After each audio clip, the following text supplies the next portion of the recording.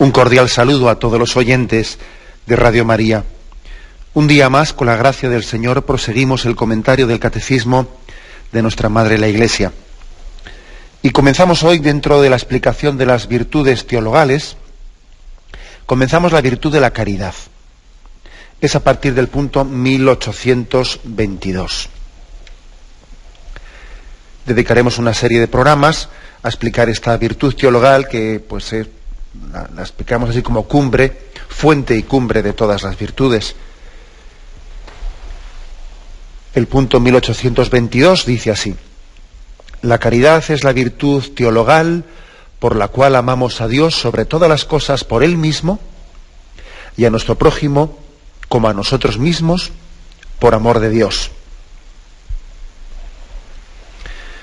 Bueno, pues a diferencia de las otras dos virtudes teologales, la fe y la esperanza, podemos decir que esta virtud de la caridad tiene algo de específico, que es una virtud eterna. Eterna, sí. La fe no va a ser eterna. La fe se hará visión y entonces cesará la fe. La fe es una virtud, pues que, por ejemplo, Jesucristo no ha tenido fe. Jesús no tuvo la virtud de la fe, no, él tuvo un conocimiento del Padre distinto. O sea, sería incorrecto decir que Jesús tuvo fe. No, él no tenía fe, él tenía otro grado superior de conocimiento del Padre. Nosotros sí tenemos fe, pero el Señor, la Virgen María también tenía fe. Los santos han tenido fe. Hombre, pero Jesucristo no tenía fe. Tenía otra cosa superior, que era una visión beatífica, tenía un conocimiento, pues, lógicamente, connatural del Padre, porque era el Hijo natural del Padre, ¿no?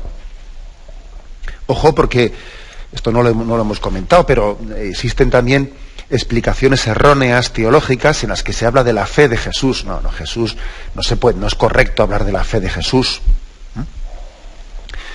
Bien, nosotros sí tenemos fe, pero también nuestra fe, sin embargo, es transitoria. Es transitoria, es decir, nuestra fe es como un río que desembocará en la visión, desembocará en el mar, que es la visión de Dios. Lo mismo pasa con la esperanza. La esperanza también es transitoria. La esperanza se hará posesión. Un día poseeremos eso que estamos esperando. Y entonces ya no habrá esperanza. No será necesaria la esperanza, ¿no? Sin embargo, digo que la caridad es la virtud teologal eterna porque permanecerá para siempre. Es por ello la más excelente de las virtudes teologales. Eso lo dice 1 Corintios 13:13, ¿no? Ella es la más excelente. Fe, esperanza y caridad, pero la más excelente de ellas es la caridad. Y además, como decimos que Dios es amor, pues y el hombre es imagen de Dios, podemos concluir que amando es como el hombre se perfecciona a sí mismo. Es decir, si la esencia de Dios es que Dios es amor, esa es su esencia. Y si yo soy imagen y semejanza de Dios, pues yo viviendo esta virtud de la caridad es como me plenifico, es como soy yo mismo, es mi esencia, porque soy imagen y semejanza de Dios. Luego, si Dios es amor, amando es como el hombre se realiza.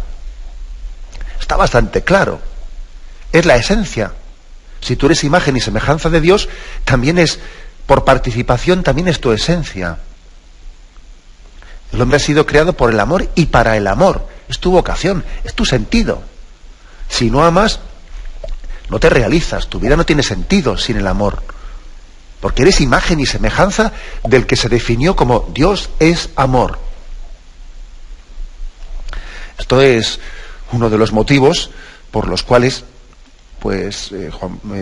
Benedicto XVI quiso estrenar su pontificado en su primera encíclica con esa expresión Deus Caritas es, Dios es amor. La virtud de la caridad quiso él ponerla como el título de su primera encíclica. ¿Por qué? Bueno, pues porque era consciente de que estamos en una cultura actual que está caracterizada por el nihilismo, es decir, una filosofía autodestructiva que dice que nada tiene sentido, ¿no?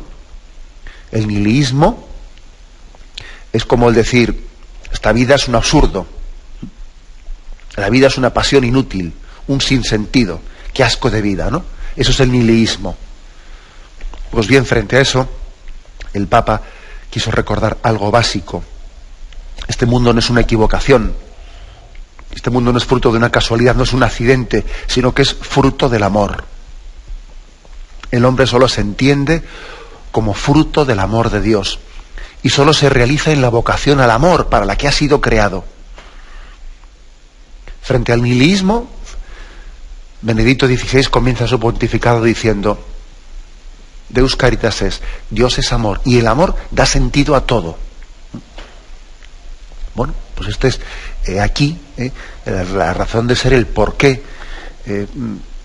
Esta encíclica ha marcado su pontificado, y además se nos propone a nosotros como el ABC para construir, ¿no? Para construir esa civilización del amor.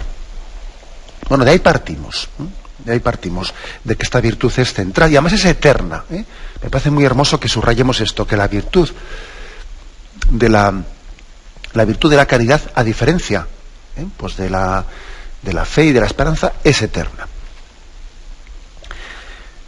Dice la definición que la caridad es una virtud. Bueno, nosotros matizamos infundida por Dios. Todas las virtudes son infundidas por Dios, además en la voluntad, para que amemos a Dios con todas nuestras fuerzas, para que amemos a Dios por sí mismo, dice aquí. Amar a Dios sobre todas las cosas por Él mismo. Bueno, vais a permitir algún comentario a este respecto. Amar a Dios sobre todas las cosas por Él mismo. Primero, una reflexión sobre eso de por Él mismo.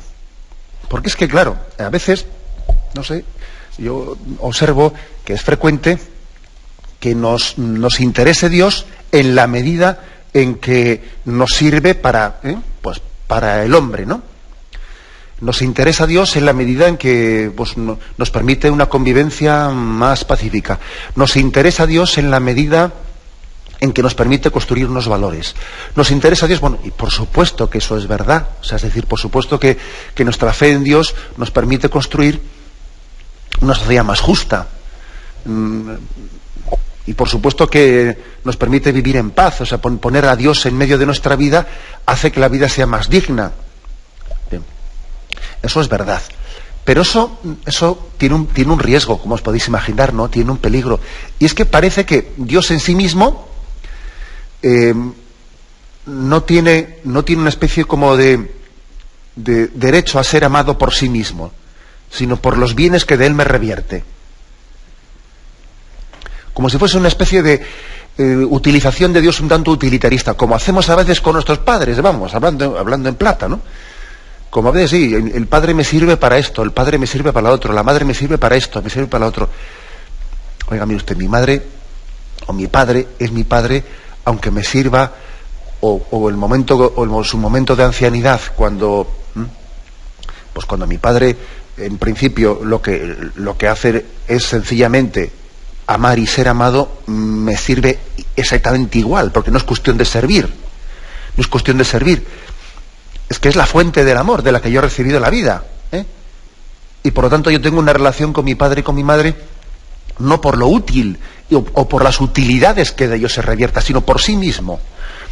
Por eso, dice aquí, es la virtud teologal, la caridad, por la cual amamos a Dios sobre todas las cosas, por Él mismo, por sí mismo.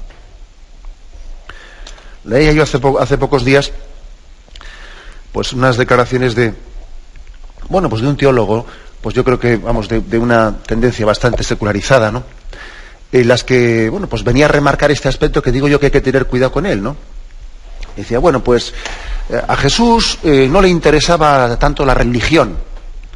A Jesús lo que le interesaba es la vida de la gente. Bueno, y dice uno, ¿ah, sí? Y una cosa está reñida con la otra, y es que a Jesús no le interesaba también el celo por las cosas del Padre. Eso de que a Jesús no le interesaba la religión, le interesaba la vida de la gente.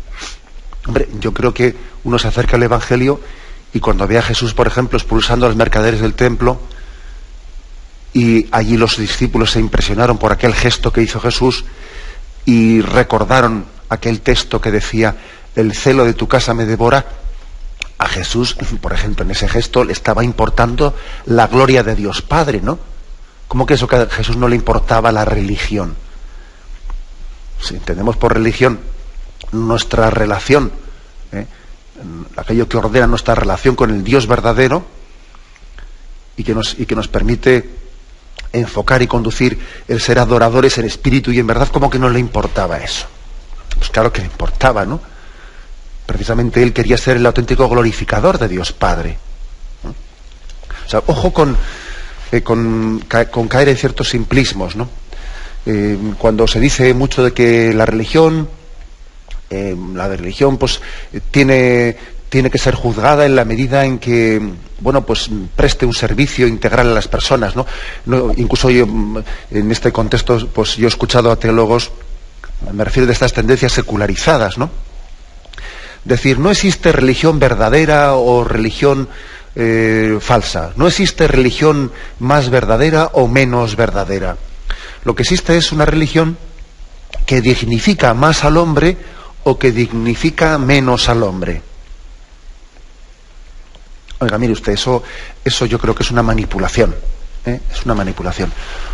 Por supuesto que existe religión más verdadera o religión menos verdadera, porque es que Dios tiene que ser conocido en sí mismo y amado en sí mismo.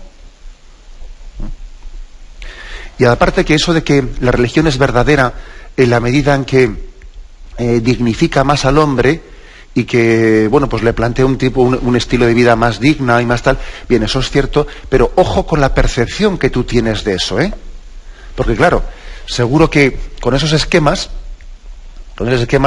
pues alguno pues le hubiese dicho a Jesucristo: oye, eso que acabas de decir, el que quiera seguirme a sí mismo, que niegue su cruz, que cargue con su cruz y me siga. O cuando Jesús dice: el que no es capaz de dejar padre y madre por mí y seguirme, le diría: oye, esa religión que estás predicando no dignifica al hombre. Seguro que le hubiese echado el alto a Jesús y le hubiese dicho: oye, esa religión no está al servicio del hombre. Porque ¿qué es eso que para seguirte a ti hay que dejarlo todo? ¿Me entendéis? O sea, creo que hay que tener mucho cuidadito con esas afirmaciones de que la religión no es verdadera o no verdadera. No, la religión sirve en la medida en que dignifica a las personas y hace un tipo de vida. Sí. Con esas concepciones le estamos como queriendo nosotros decir a Jesucristo cómo tiene que revelar al Padre. ¿Y cuál es el modelo, ¿no?, de cristianismo, ¿no?, y el modelo de religión cristiana que él tiene que revelarnos como camino? El hombre tiene una capacidad muy limitada de conocer a Dios como para decirle, como para estar aquí diciendo, ¿no?, eso de en qué medida una religión es verdadera, pues porque al hombre tienda a hacerle más comprensible desde la razón y desde la cultura actual. O sea, si la cultura actual, si la mentalidad de nuestros días va a ser la que juzgue si una religión es verdadera o no, la tenemos clara. La tenemos clara. Porque entonces lo que se juzgaría como verdadera, una religión que no predicase la cruz, una religión que no predicase el sacrificio,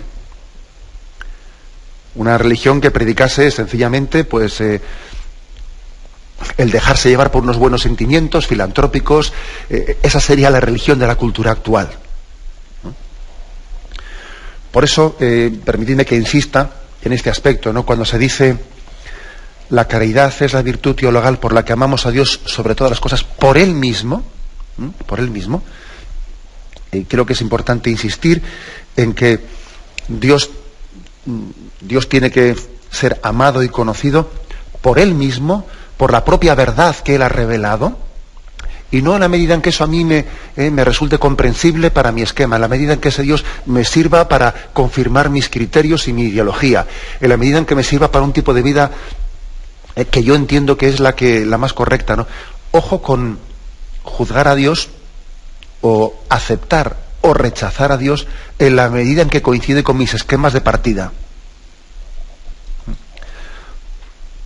Pues porque sin cruz no hay verdadero seguimiento a Jesucristo. Y cuando Jesús le dice a Pedro, Pedro, tú piensas como los hombres, no piensas como Dios, le está creando pues una verdadera crisis interior que le hace entender que Dios no es como él se imaginaba al servicio de su triunfalismo, porque Pedro lo que quería pues era una imagen del reino de Dios que a él le hiciese triunfar, vivir cómodamente, y Jesús le predicó la cruz, y le predicó el rechazo, y le predicó el martirio. El martirio. En resumen, permitidme que yo me centre en esta crítica a lo que está tan extendido, de que es que la religión no es más verdadera, no hay religión verdadera, no verdadera. Lo que hay es religión que ayuda más al servicio de las personas o ayuda menos al servicio de las personas. Claro, con esta imagen, Dios no es amado por sí mismo. O la verdad no nos adherimos a la verdad por sí misma, sino sencillamente porque me sea más conveniente para mí o sea menos conveniente para mí. O yo entienda que a mí me está dignificando más o me está dignificando menos desde mi percepción, y eso no es aceptable. Bien, tenemos un momento de reflexión y continuamos enseguida. Continuamos este comentario del punto 1822 sobre la virtud teologal de la caridad. La virtud de la caridad dice que es aquella por la que amamos a Dios sobre todas las cosas, por Él mismo. Si antes he querido comentar que se pone eso de amar a Dios por sí mismo y no por los bienes que de Él me reporten, no por las cosas, no porque reafirme mis convicciones, sino por Él mismo. Permitidme que ahora comente esto de sobre todas las cosas. Amar a Dios con todo el corazón, con toda la mente, sobre todas las cosas. Y alguno diría, ¿y esto no es fanatismo? ¿Esto no es ser un poco talibán? ¿No? Así se percibe muchas veces, O sea, en esta sociedad de tendencia mediocre, hacer esa afirmación de amar a Dios sobre todas las cosas, ¿no? O tantos pasajes evangélicos en los que Jesucristo nos pide un radicalismo en su seguimiento, algunos lo entenderían como fanatismo. Entonces vamos a ver, ¿qué significa esto de, o sea, cuándo una cosa es fanática o no es fanática? Uno va a un diccionario, me he permitido yo echar un vistazo aquí a un par de diccionarios antes de comenzar el programa, y he visto que en el diccionario de Casares, dice, fanático, el que defiende con apasionamiento creencias u opiniones, especialmente en materia de religión. Oiga, si esto es fanático, si esto es ser fanático, ¿acaso Jesús no era apasionado? Eso de defender con apasionamiento creencias, especialmente en materia de religión. Hombre, es que claro que Jesús defendía con apasionamiento y equilibradamente al mismo tiempo, porque tener pasión no quiere decir ser fanático. Es una definición manipuladora. Uno va a otro diccionario, al de la Real Academia de Lengua Española, y ve que allí dice, bueno, aquí parece que está mejor definido, dice, pues, fanático, que defiende con tenacidad desmedida creencias u opiniones, sobre todo religiosas o políticas, preocupado o entusiasmado ciegamente por algo. Bueno, claro, aquí ya entendemos que ciegamente o con tenacidad desmedida son algo ya claramente negativo. Por supuesto que si algo está ciegamente sostenido o con tenacidad desmedida puede ser calificado como fanático, ¿no? Pero es que en el fondo lo que está en el sustrato de esta cuestión es que nosotros a veces entendemos por fanático a alguien que tiene demasiada fe. Y en realidad no se puede tener demasiada fe, es absurdo. No se puede tener demasiada fe, demasiado amor a Dios. Todos tenemos menos fe y menos amor de lo que debiéramos. La fe, el amor, la caridad son una virtud, y por tanto es absurdo pensar que tengamos que tener cuidado para no ser demasiado virtuosos. Por tanto, no es una cuestión cuantitativa, El problema no está en el exceso de amor a Dios. Es que si no, de lo contrario sería decir, pues, los santos han sido unos fanáticos, la Virgen María ha sido una fanática, porque ha amado demasiado a Dios. Ridículo. Sería como pensar que el equilibrio religioso es la mediocridad en la fe. Hay que creer, hay que amar, pero no demasiado, ¿eh? Lo que hace malo al fanatismo no es lo cuantitativo, no es tener mucha fe, no es tener mucho amor, sino lo que hace malo al fanatismo es lo cualitativo, es las desviaciones en la fe. Las desviaciones en la fe. Porque claro, una cosa es que la fe supere a la razón, pero otra cosa muy distinta es pretender que la fe sea contraria a la razón. Pues, por ejemplo, ¿no? que un suicida se haga explotar en un coche bomba o que tenga un cinturón de explosivos en su cintura, eso no es que esté por encima de la razón, es que eso está en contra de la razón y del sentido común. Por lo tanto, el problema de ese suicida, ¿no?, que invoca motivos religiosos, no es que tenga demasiada fe, no es que tenga demasiado amor, que no, sino que tiene una fe equivocada. Una fe equivocada. O sea, eso también creo que es importante. Es decir, el problema no está en amar demasiado, en tener mucha fe, no, sino en tenerla equivocada.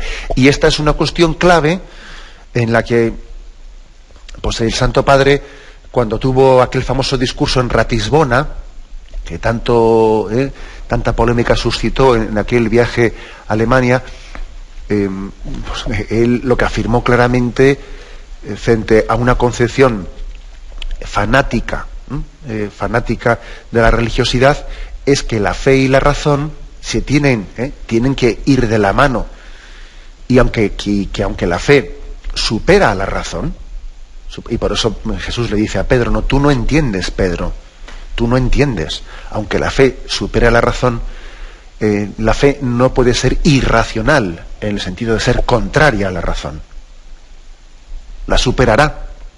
Una cosa es ser suprarracional y otra cosa es ser irracional. La fe está por encima de la razón, es suprarracional, pero no irracional. Eso es lo que el Papa afirmó y comentó allí en aquel discurso de Ratisbona de Alemania, y lo que creó aquella polémica, ¿no?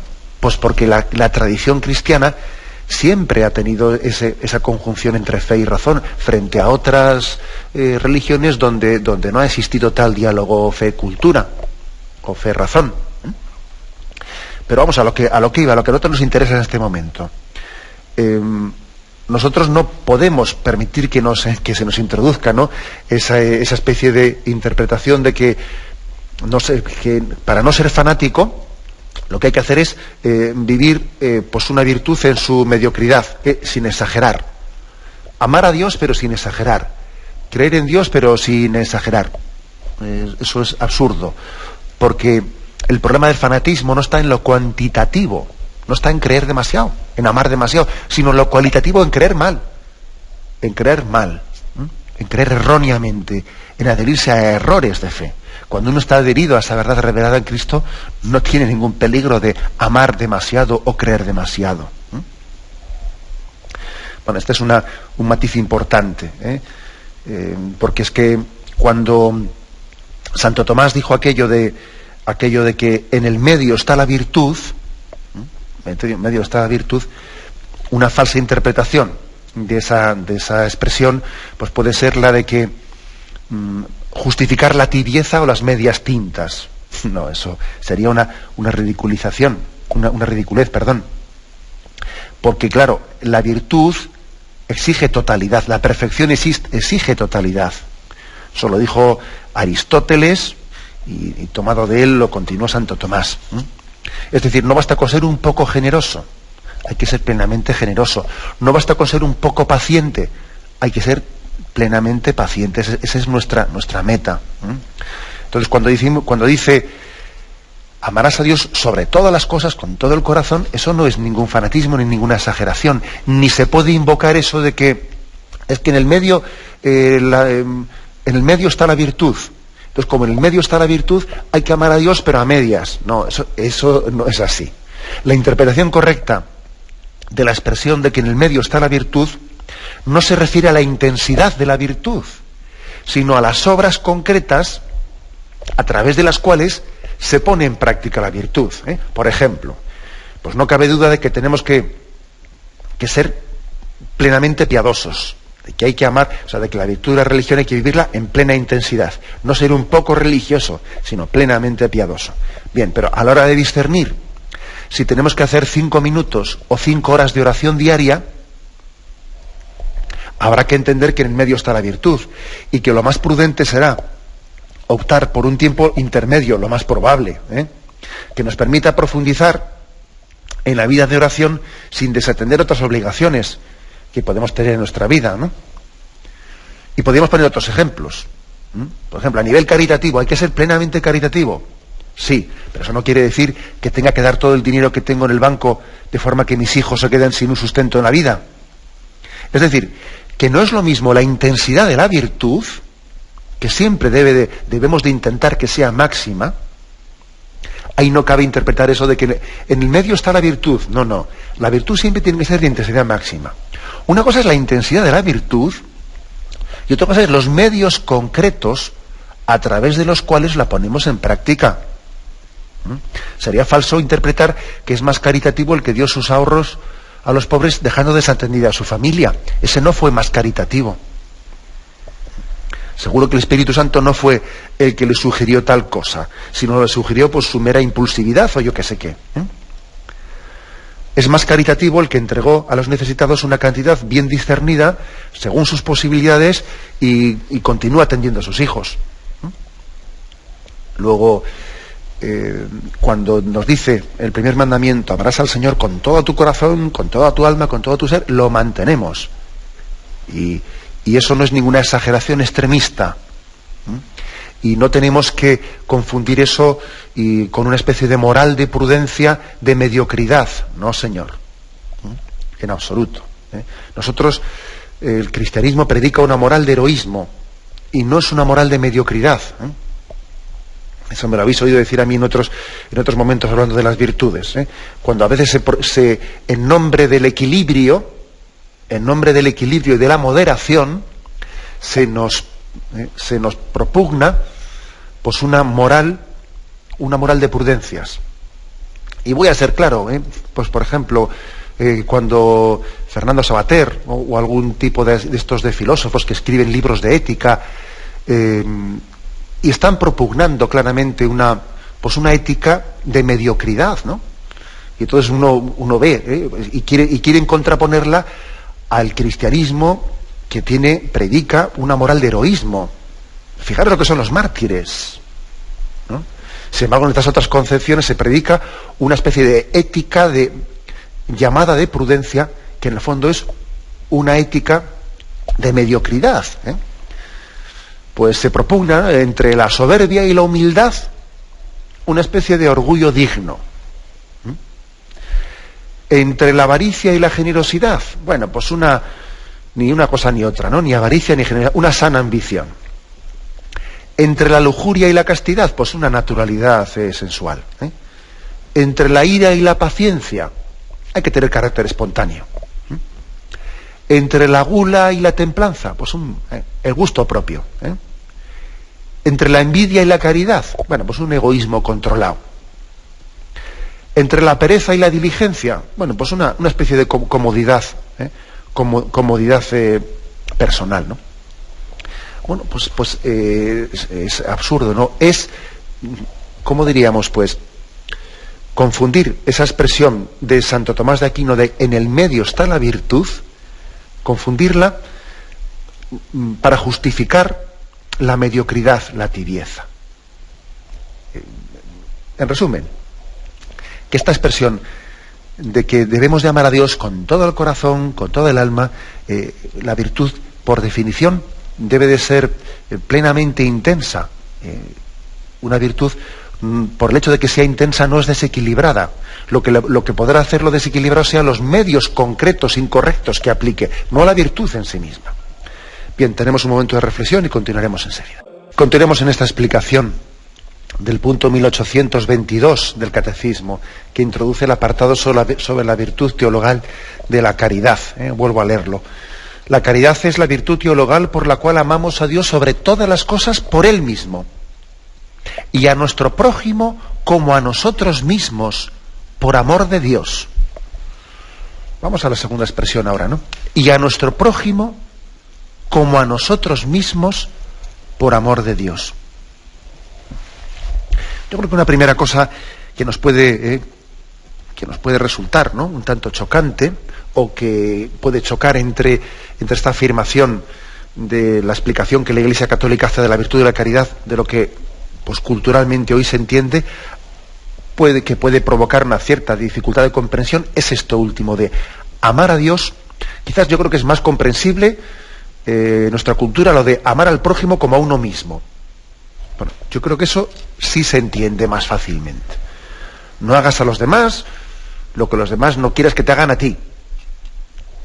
Trata al prójimo como a ti mismo. Parece que ese es un consejo, un poco de ley natural, que es comprendido, yo creo que fácilmente, ¿no?, desde nuestra sensibilidad.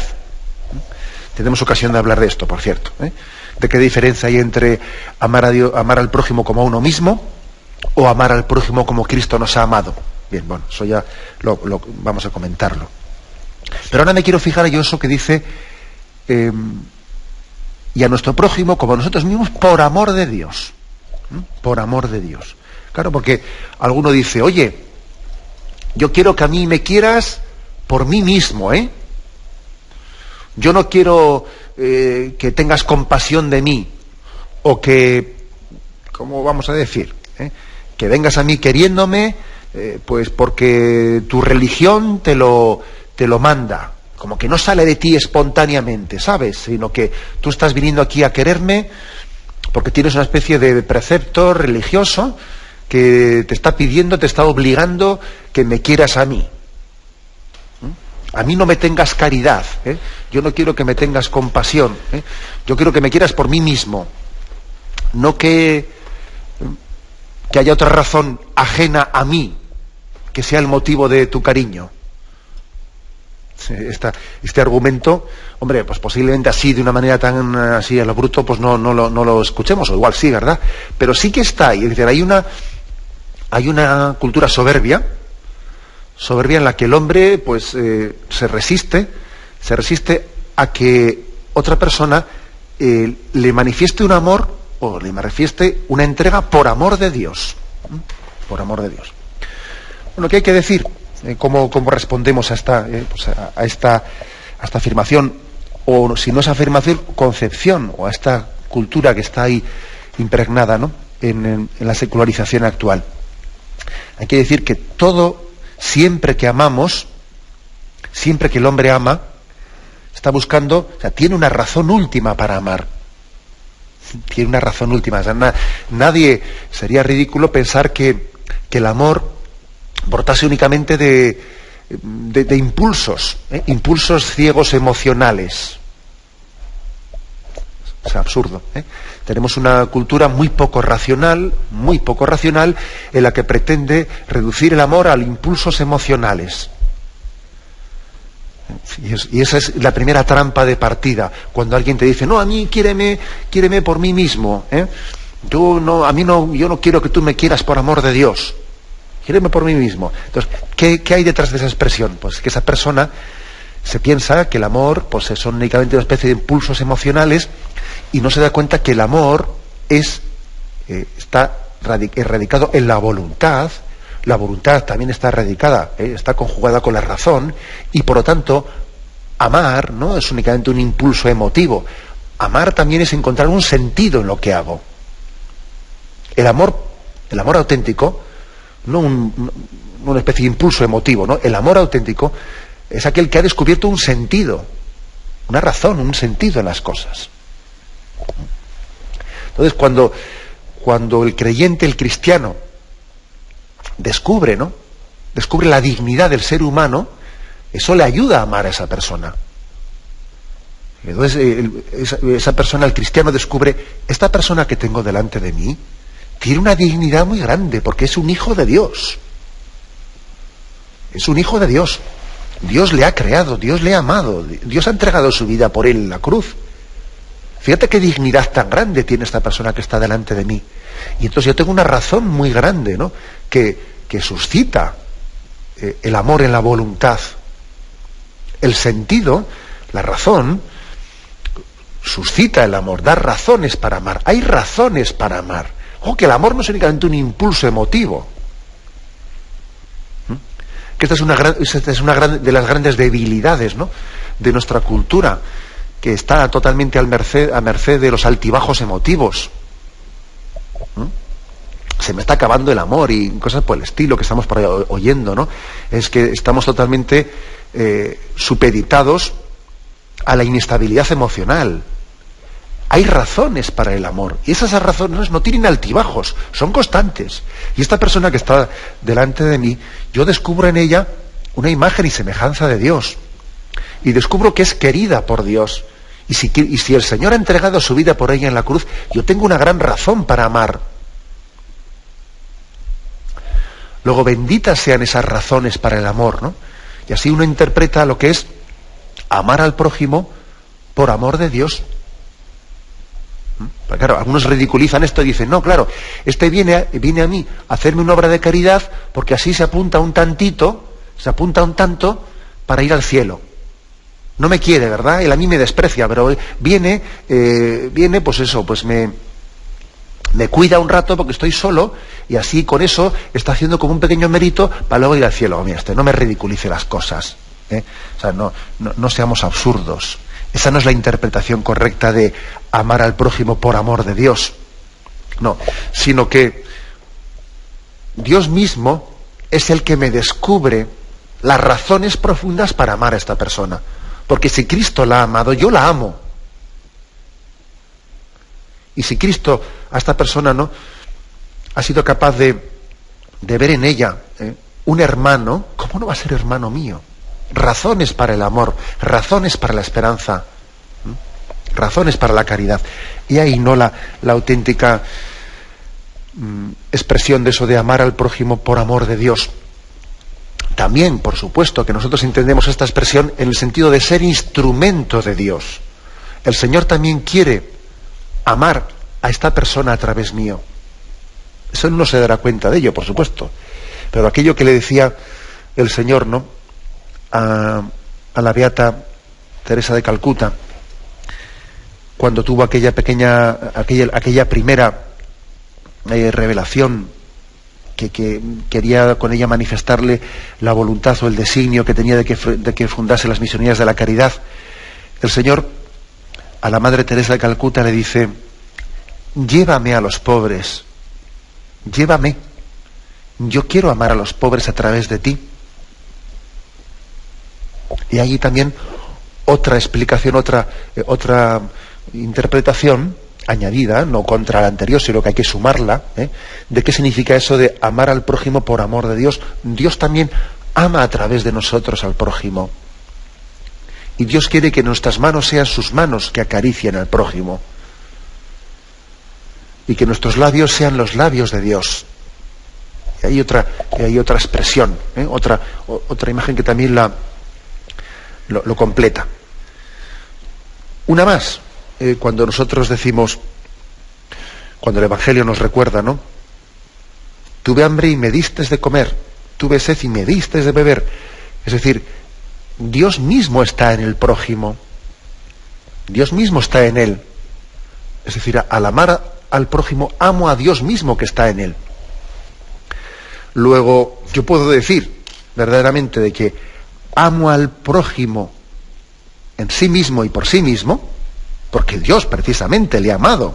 O sea, es decir, Dios a mí me ha dado razones para amarle al prójimo por sí mismo, porque Dios lo ha encontrado digno de amor. ¿Cómo no lo voy a amar yo? Y en segundo lugar,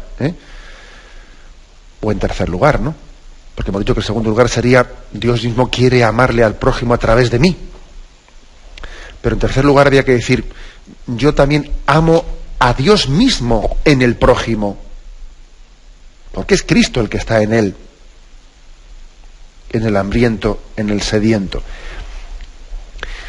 Y eso no es querer, eso no es no querer a la persona por sí misma,